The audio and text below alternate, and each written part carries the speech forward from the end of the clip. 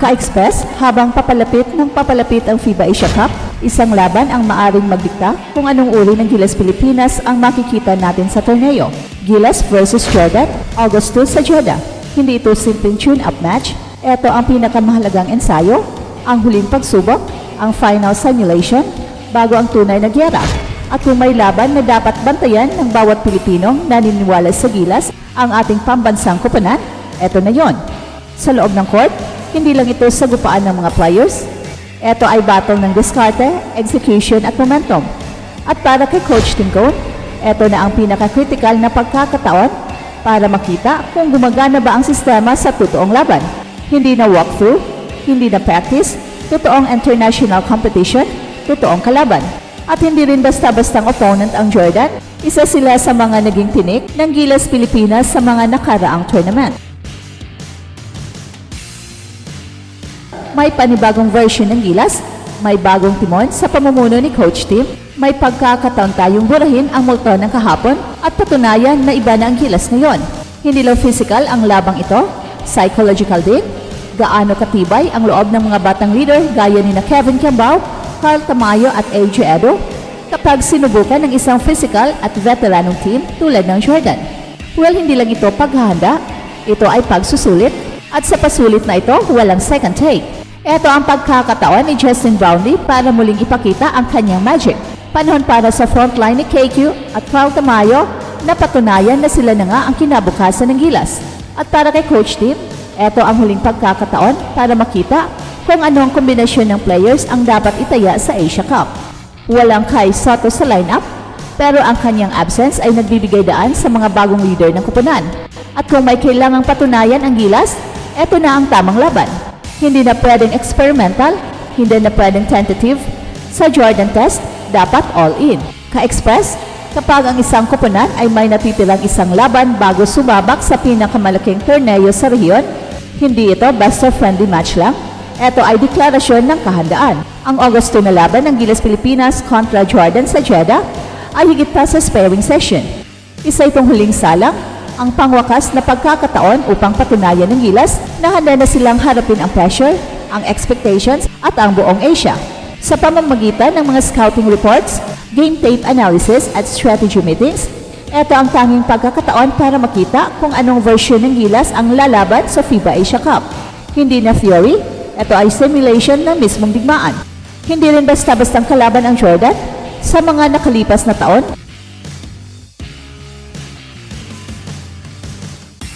Naging pahirapan ang mga laban natin sa kanila. Sa 2023 FIBA World Cup, nakita nating dinumina tayo ng Jordan sa larong puno ng frustration, turnover at missed opportunities. Kaya ang rematch na ito sa Jeddah ay may dalawang mukha, paghahanda at pagbawi. Gusto ni Coach Tim na bago pa man sumalang ang Gilas sa Asia Cup, may malinaw na sagot na siya sa mga tanong gaya ng sino ang clutch decision maker sa dulo ng tight game, anong rotation ang pinaka-fluid sa international pace, at sino ang tunay na leader sa loob ng court kapag matindi na ang physicality at psychological pressure. Habang papalapit ang August 2, mas lumilinaw na ang mukha ng Gilas. May mga umuusbong na pangalan, Kevin Kiambao na pinupuri sa kanyang basketball IQ, Carl Tamayo na unti-unting bumabalik sa prime form, AJ Edo na haligi ng depensa, at syempre si Justin Brownlee na bumalik mula sa injury para muling akayin ang kupunan. Sa kabila ng kawalan ni Kai, narito ang pagkakataon para sa mga bagong haligi ng Gilas na umangat. Hindi na tayo umaasa lang sa veteran, ito na ang bagong henerasyon na kailangang bumitbit ng bandera.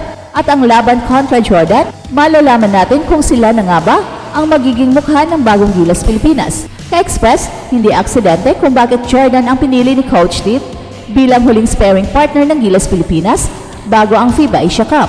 Kung tutuusin, maraming ibang national team na mas madaling katapat, mas mahina ang roster, mas predictable ang galaw, mas ligtas sa injury risk, pero hindi yon ang hinahanap ng Gilas. Ang gusto nila ay hamon, ang gusto nila ay init, ang gusto nila ay makalaban ang isang koponan na hindi lang magaling, kundi may personal na kasaysayan laban sa atin.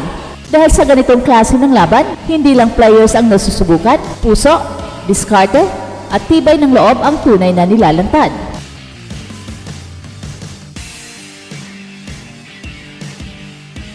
Balikan natin ang istorya ng Gilas kontra Jordan. Sa mga nagdaang taon, palaging matitinding sagupaan ang ating tinahak sa FIBA World Cup qualifiers at pati na rin sa Asian Games. Hindi birong itapat ang laro sa Jordan. May physicality, may trash talk, may matinding tempo. Ang kanilang sistema ay agresibo, sabay sa matitinik na guard play at frontcourt na hindi takot na bumangga. Kaya kung tatanungin kung bakit Jordan, simple lang. Dahil ang tatalo sa Asia Cup, kailangang makalampas sa ganitong klaseng team. At kung hindi mo kayang sabayan ang bilis, banggaan at mental pressure ng Jordan, paano ka lalaban sa Australia, Japan o South Korea?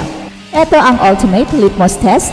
Titingnan niya kung kaninong boses ang pinapakinggan ng team kapag umiinit ang laban. Sino ang kalmado sa gitna ng turnover streak? Sino ang tumitindig kapag nakadalawang sunod-sunod na press ang kalaban? At sa puntong ito, walang nakatitiyak kung sino ang magiging go-to guy talaga. Si Justin Brownlee ba ang magiging magic pa rin kahit galing sa injury? O si Kevin Kiambao ba na sobrang consistent sa mga tune-up games? O si Kyle Tamayo ba na unti-unting umaangat ang confidence? O baka si Dwight Ramos ang tahimik pero clutch na assassin? Sa mga ensayo, pwedeng ituro kung sino ang pinakamasipag. Sa film session, makikita kung sino ang pinakamaraming assist o rebounds. Pero sa isang live na laban, kontra sa isang galit na kupunan tulad ng Jordan, ibang klaseng barometer ang umiiral. Chemistry, mental toughness, kahandaan. At dito masusukat kung ang Gilas ay isang kupunan na handa na o isang kupunan na naghanap pa sa sarili. At para sa mga fans, eto na ang unang sulyap ng tunay na anyo ng Gilas Pilipinas na sasalang sa Asia Cup, hindi sa teorya, kundi sa aktual na banggaan. Ka-express sa bawat segundo ng friendly game kontra Jordan sa August 2.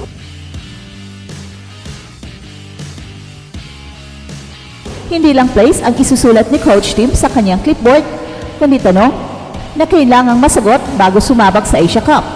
Sino ang floor general kapag magkakagulo?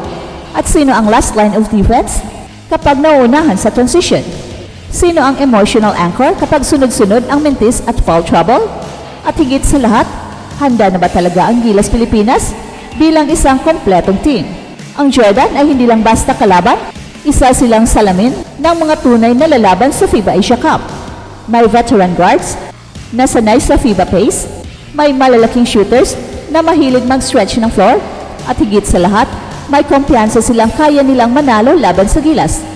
Tandaan natin, ilang beses na tayong ginulat ng Jordan sa mga previous tournaments, hindi sila natatakot at lalong hindi sila bumibitaw. Kaya kung may gusto si Coach Tim na makita bago magbukas ang Asia Cup, eto ay kung kaya ng Gilas Pilipinas ang pressure ng win now mentality. At eto ang Express Info kung saan bawat kwento ginulat ang mundo. Don't forget to like and subscribe.